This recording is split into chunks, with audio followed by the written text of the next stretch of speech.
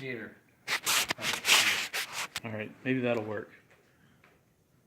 Can you see me okay? Yeah. All right. Hey, Internet. Welcome back to Dexter's Laboratory. I'm out here with my good buddy Grant. Howdy. Heater. Heater. Yeah. He's not Canadian or from Minnesota. No. He is in the military. Yeah. Thanks for your service, Grant. Some sort of officer. Warrant officer. Yeah, warrant officer. It's not important. It's not important for what we're doing right now, but it's a pretty big deal. Anyway, thanks a lot, Grant. And he's home on leave right now. And we are working on the rally car.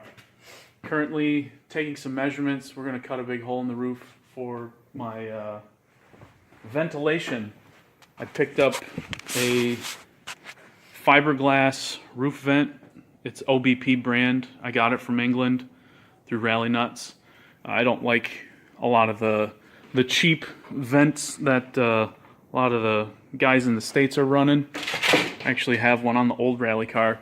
It's like I don't know, like a barn vent or something. It's for, oh no, we got top secret race parts over here. We'll pretend you didn't see that. But anyway, it's, yeah, it's like an industrial vent. It gets the job done, but it's ugly. It's kind of cool because it goes both ways. You can suck air out of it, or you can blow air into it.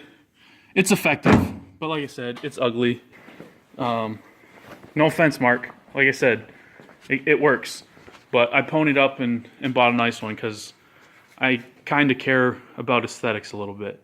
So anyway, what we're doing right now is we're taking some measurements and we're going to center this and cut a hole to so this sits flush on the roof. The hole's going to have to be cut for that rectangle part with the vents on it.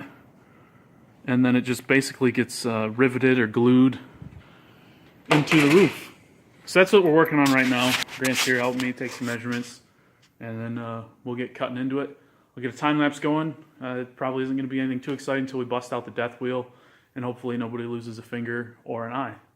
But medical insurance. Yeah, that's what medical insurance is for. Grant signed the waiver, so I'm not liable for his mishaps. No, Army is. Yeah, we'll make the Army pay for it, which means I am paying for it anyway, kind of. But tax dollar. Yeah. All right, we'll hit the time lapse and we'll check in a little later.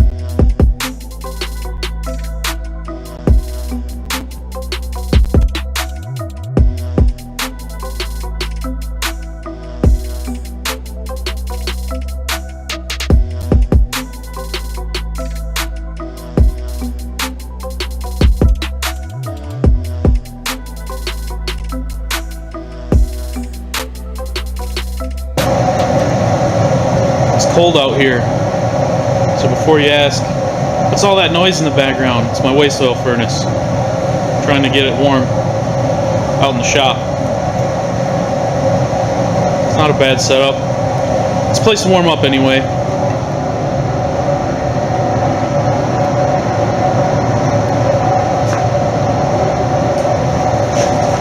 So let's wrap this episode up now that we've touched a little bit everything on the car.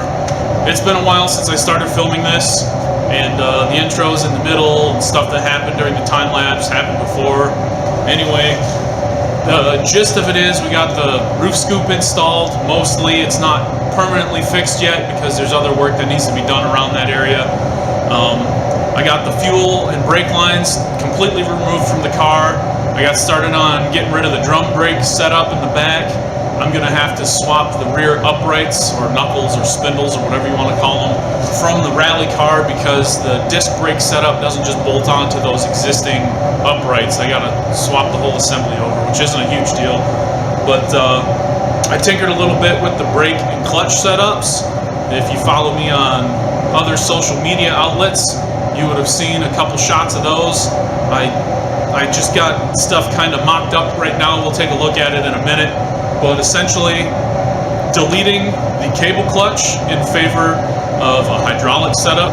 We're going to retrofit the slave side, or the transmission side, from a B15 Sentra, and the master, or the pedal side, from like a 95 Ultima. I don't know what the chassis code on that is, but everything should be pretty simple. It's just a matter of making it fit. It's all mocked up on the car right now. We'll take a look in a second, and it looks really good. It should function really well.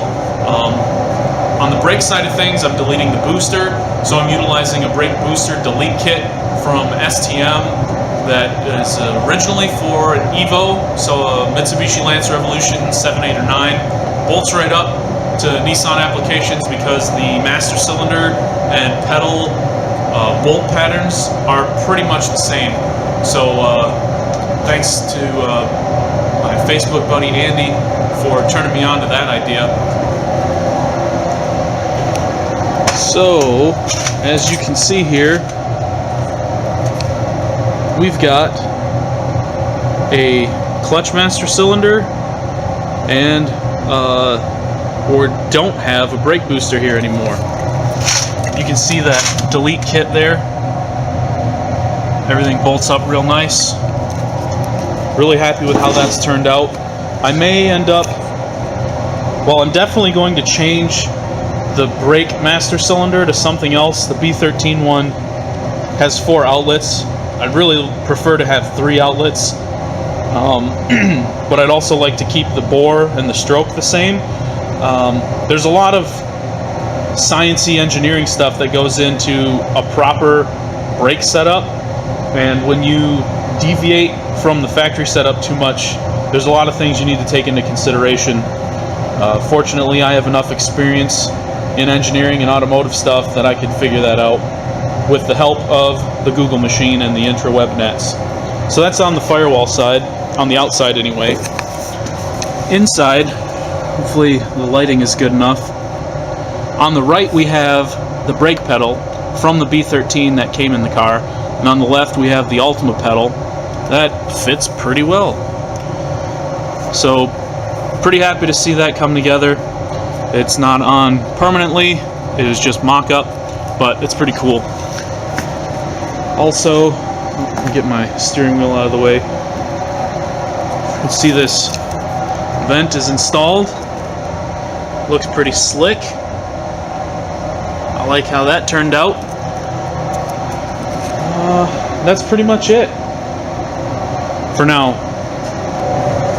So yeah, all the wiring stuff is in the house. There isn't really a whole lot to talk about there other than I'm making progress on stripping and gutting the factory wiring harness for the chassis to get rid of all of the unnecessary components. I'm putting together a how-to video on that because I had some people asking me a lot of questions about my wiring setup. When they find out what I'm doing, they're like, "How? That sounds scary. You're cutting up all your wiring harness?" Yeah, kinda. But I'm putting together how to. Check that out when it drops. Hopefully, you'll find it helpful at the very least. I don't know how entertaining it's going to be, but there's a lot of good information that's going to be in that. Hopefully, somebody finds it useful because I put a ton of time into editing that and trying to make it seem kind of professional. But anyway, so thanks for checking it out. Thanks for liking and subscribing to my channel.